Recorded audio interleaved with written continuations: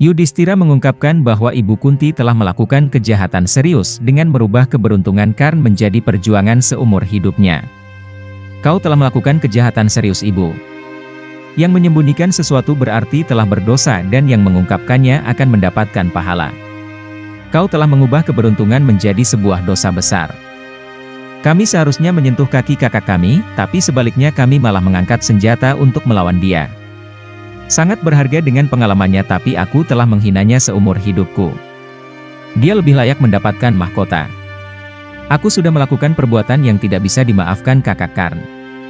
Teganya Ibu berbuat ini. Teganya Ibu membuatku melakukan dosa yang sangat besar. Arjuna menangis di hadapan kakak yang baru saja ia buat tak berdaya. Raja Angga tersenyum melihat keberanian ibunya mengucapkan kebenaran ini. Salahkan aku saja, Arjuna, karena ingin membuktikan aku lebih unggul darimu. Tapi aku bahagia bahwa akhirnya aku telah membuktikannya pada diriku sendiri. Untuk bisa mengalahkanku, kau harus melakukan tipuan adikku. Arjuna ingat dengan peristiwa masa lalunya dengan Raja Angga Karna. Tidak hanya Arjuna, para Pandawa yang lain juga ingat dengan kisah masa lalunya kepada Karna yang sebenarnya adalah kakaknya mereka. Para Pandawa begitu menyesali perbuatan masa lalunya kepada Raja Angga Karna. Sebagai permohonan terakhir, Karna meminta kepada adik-adiknya agar tidak menghina Ibu Kunti. Karna juga meminta khusus kepada Arjuna agar mengajari kesaktian Arjuna kepada anak Karna kelak. Arjuna berjanji bahwa kelak anak Karna yang akan menjadi pemimpin di Indraprastha. Aku berjanji untuk itu, kakak. Anakmu akan mendapat kehormatan yang selayaknya dia dapatkan. Engkau adalah pewaris tahta Indraprastha. Anakmu juga akan menjadi pewarisnya. Ia akan mewarisinya nanti. Melawanmu selama ini adalah kesalahan terbesarku, adikku Arjuna. Aku mungkin hebat, tapi kau jauh lebih hebat. Raja Angga juga mengatakan bahwa melawan Arjuna adalah kesalahan terbesarnya. Dia juga menyebutkan bahwa Arjuna memang yang terhebat dan tiada duanya. Ia juga meminta pemakaman terakhirnya dilakukan oleh Arjuna. Kemudian kelima Pandawa memberi salam hormat kepada kakak tertuanya itu.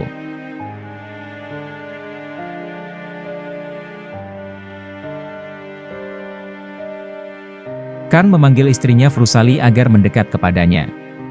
Raja Angga senang bahwa istrinya selalu menuntunnya ke arah yang benar. Namun ia menyesali bahwa ia telah kehilangan kontrol atas dirinya pada kehidupan ini. Apa kau masih ingat, Vrusali? Kau selalu menuntunku ke jalan yang benar, Vrusali. Walaupun itu terjadi di nasibku, aku pasti akan menempuh itu suatu hari nanti. Akan tetapi kebahagiaan itu tidak ditakdirkan untukku mendapatkannya. Karna mengucapkan kepada Ibu Kunti bahwa semuanya bersedih atas kematian ksatria tangguh ini.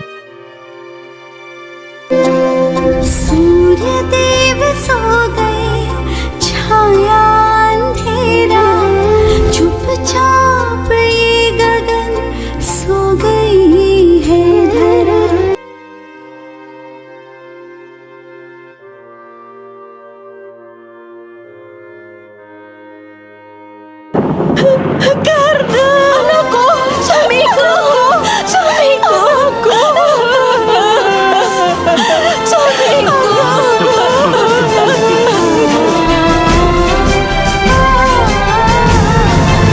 Upacara terakhir untuk Raja Angga Karna dipimpin oleh Arjuna dengan keempat saudaranya. Namun juga diikuti oleh para ksatria Kurawa. Pangeran Arjuna menaruh busur kakaknya itu di atas kayu pembakaran, kemudian ditaruh obor api untuk segera dilakukan kremasi.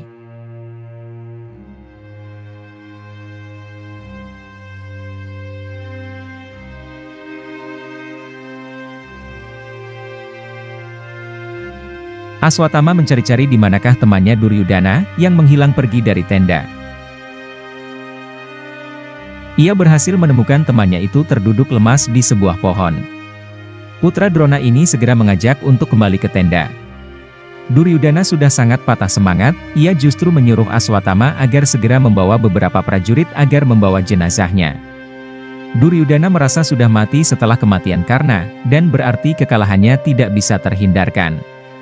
Pihak Duryudana sudah merasa tidak punya kemampuan, tidak punya harapan dan tidak punya kemungkinan lagi. Duryudana begitu sedih setelah pemusnahan teman-teman dan juga saudara-saudaranya.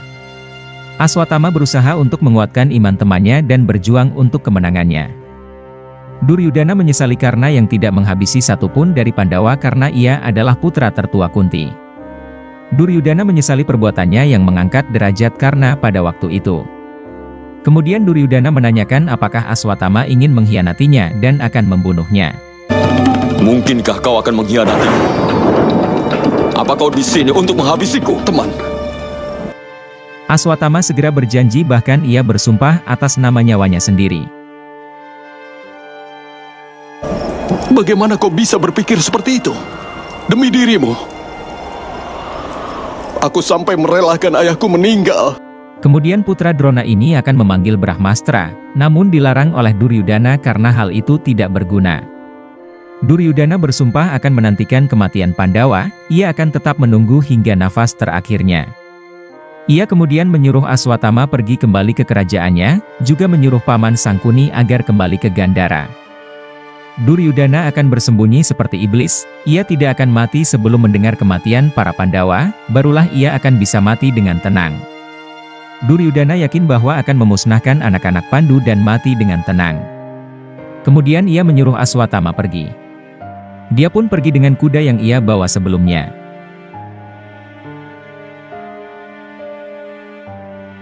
Ketika Sangkuni dia merenung dengan dadunya, tiba-tiba saja Ratu Gandhari datang menemuinya.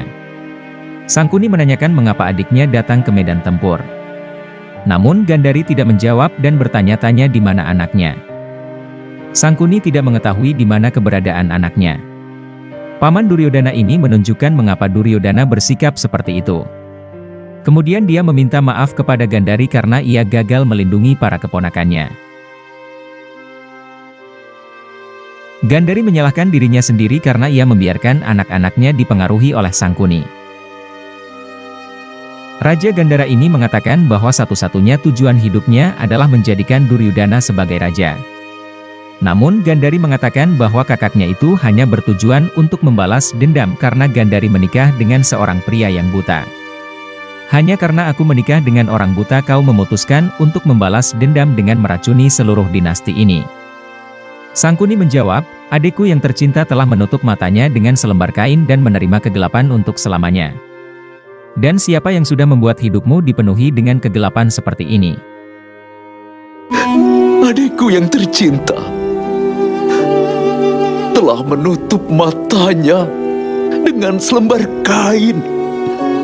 Gandhari menjawab, itu adalah keputusanku sendiri. Dan itu adalah pengabdianku. Itu adalah takdirku, tapi kenapa kakak malah meracuni kehidupan anak-anakku? Sangkuni menunjukkan kasih kepada adiknya itu dengan begitu loyal, ia begitu tidak tega melihat adiknya yang rela menutup matanya untuk selamanya. Gandhari menjelaskan tujuannya ke medan perang, bahwa ia akan menyelamatkan anaknya karena ia telah mendapat anugerah dari Begawan Biasa untuk menyelamatkan anaknya. Begawan Biasa telah bilang padaku, kalau hasil dari meditasiku telah dikumpulkan untukku, aku pasti akan bisa membuat pelindung untuk anak-anakku. Mendengar bahwa adiknya ini dapat menyelamatkan Duryodhana dan membuat baju besi, Sangkuni langsung senang bukan kepalang. Ia segera menanyakan bagaimana caranya. Kemudian Gandhari mengatakan bahwa ia telah ditunjukkan cara oleh Begawan Biasa, yaitu kekuatan itu tersimpan pada hal yang ia korbankan. Sangkuni melihat-lihat kepada adiknya, ia berpikir hal apa yang telah dikorbankan adiknya selama ini. Kemudian Sangkuni tahu bahwa pasti kekuatan itu tersimpan di mata Gandhari. Maka ketika Gandhari melihat Duryodhana, keponakannya itu akan menjadi sekuat Bajra dan tidak akan terkalahkan. Gandhari begitu senang, kemudian ia bertanya apakah Duryodhana akan keluar sebagai pemenang. Sangkuni yakin dengan rencananya dan ditambah dengan meditasi Gandhari, Duryodhana akan keluar sebagai pemenang. Namun ia mengungkapkan bahwa rencana ini bisa gagal hanya oleh satu orang, yaitu Krishna. Akan tetapi, rencana kita bisa gagal hanya karena satu orang yang menjadi penghalang kita. Arjuna bersedih karena perang mencampur kesedihan dan kesenangan. Kemudian Basudewa Krishna memberikan pengetahuan kepada para Pandawa, ini adalah kenyataan dari perang Parta. Itulah mengapa tujuan terbesar dalam kehidupan adalah ahimsa. Tidak ada dasar yang lebih penting dalam hidup daripada ahimsa. Sadewa berkata, tapi kau telah mengizinkan perang besar ini terjadi Basudewa. Krishna menjawab, tidak dalam kondisi perang Sadewa. Perbuatan ahimsa kita akan dianggap pengecut. Ahimsa akan berhasil hanya ketika terlahir dari kekuatan dan kemampuan, bukan ketakutan. Tapi sekarang sudah waktunya bagi perang ini untuk berakhir. Bima berkata, kau memang benar Basudewa, awalnya Duryudono saja yang belum mendapatkan hukumannya. Aku akan menghabisinya saat fajar tiba. Namun Basudewa Krishna mengatakan bahwa hal itu tidak mungkin dilakukan. Namun meski begitu, Basudewa memerintahkan Bima harus sudah membunuh Duryudana ketika matahari terbenam. Dan ketika Kresna menyuruh agar para Pandawa beristirahat dan mempersiapkan hari esok. Tiba-tiba Raja Gandhara datang. Dia segera memberi hormat kepada Basudewa Krishna dan yang lain. Semua orang terheran-heran dengan hal ini. Sangkuni mengatakan bahwa ia datang untuk memuji semuanya. Bima segera menyahuti bahwa Duryudana belum mati dan Sangkuni juga belum mati. Ketika Bima memegangi leher paman Sangkuni, ia segera mengatakan bahwa ia datang untuk melawan Basudewa Krishna dalam pertempuran. Sangkuni mengajak Basudewa Krishna untuk bermain dadu. Jika Krishna kalah, ia harus mengemukakan bahwa Duryudana sebagai pemenang. Dan jika Sangkuni yang kalah, maka ia akan menyatakan Yudhishthira sebagai raja yang sah. Basudewa meyakinkan bahwa ia tidak akan mempertaruhkan Pandawa, namun hanya akan mempertaruhkan dirinya sendiri. Kemudian Krishna menyuruh agar Sangkuni memikirkan ulang keputusannya. Krishna menjawab, perilakumu yang sangat membahayakan kehidupan orang lain untuk menguji takdirmu masih tidak berubah Raja Sangkuni. Tetapi aku tidak akan pernah mempertaruhkan Pandawa ataupun bahkan Duryudana sekalipun. Jika aku kalah nanti, aku akan mengorbankan diriku. Tetapi kalau kau yang kalah, kau harus melakukan hal yang sama. Pikirkanlah hal ini. Jika aku mati dalam permainan itu, maka itu akan menghancurkan keteguhan hati para Pandawa dan Duryudana juga akan dinyatakan sebagai raja yang sah. Aku bahkan bersedia bermain dengan dadumu itu, yang kau sombongkan layaknya sebagai pelayan MU. Sangkuni menyetujui hal tersebut. Sangkuni dengan Basudewa Krishna datang dan bermain dadu berdua. Sangkuni memulai permainan dan mengatakan bahwa dadunya adalah takdir dan keinginannya. Kemudian ia mempersilakan Basudewa Krishna. Sang Narayan belum memegang dadu, namun tiba-tiba Krishna menyerah untuk Raja Gandhara.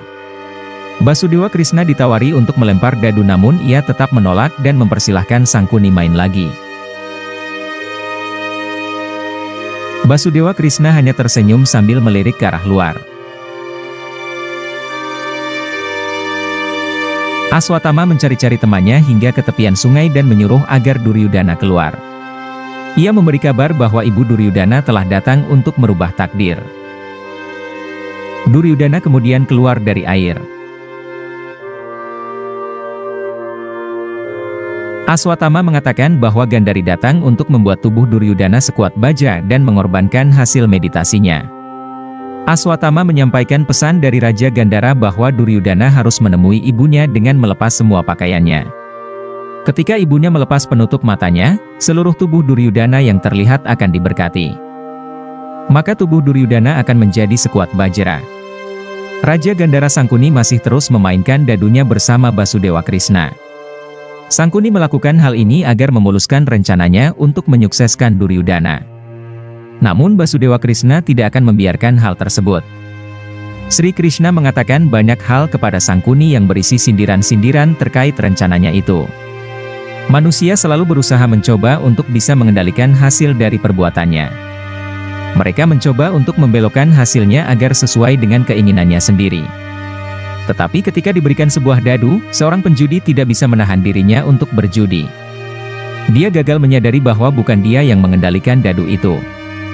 Tapi sebaliknya, di dalam kehidupan, manusia berpikir apa dia akan bisa mendapat hasil persis seperti yang sesuai dengan keinginannya atau tidak. Di tempat lain, Duryudana segera bergegas ke tenda dan mengingat pesan dari Aswatama, bahwa ia harus segera menemui ibunya dengan telanjang agar tubuhnya menjadi sekuat baja. Namun ketika ia telanjang tiba-tiba Basudewa Krishna menemuinya.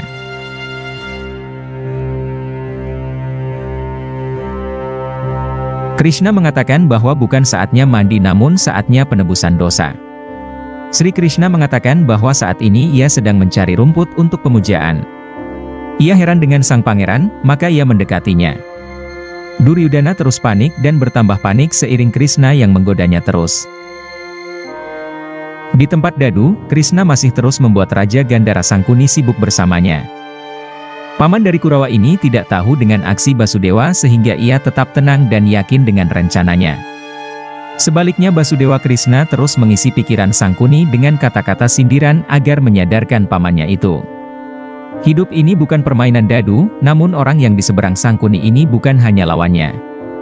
Raja Gandhara mulai heran dengan apa maksud dari kata-kata Krishna. Krishna berkata, dia tetap lari dari Gandhara ke Hastinapura. Dari Hastinapura ke Dwaraka dan dari Dwaraka ke Magadha. Dia terus melemparkan dadunya. Dia berpikir bahwa dia sudah menang, tetapi hidup ini bukanlah sebuah permainan dadu paman. Duryudana menyuruh Basudewa Krishna pergi agar tidak menghalangi jalannya hari ini. Krishna mengatakan bahwa ia hanya menyebarkan kebaikan di dunia ini. Duryudana berkata, bahwa berbicara tentang kebenaran tidak cocok untukmu Basudewa. Semua kecurangan yang telah kau rencanakan untuk mengalahkanku sudah aku ketahui. Krishna menjawab, tentu saja dan aku juga telah memberitahu bahwa akan ada kecurangan di dalam perang ini. Dan dari kedua belah pihak. Tapi aku sama sekali bukan penyebab dari kekalahanmu pangeran.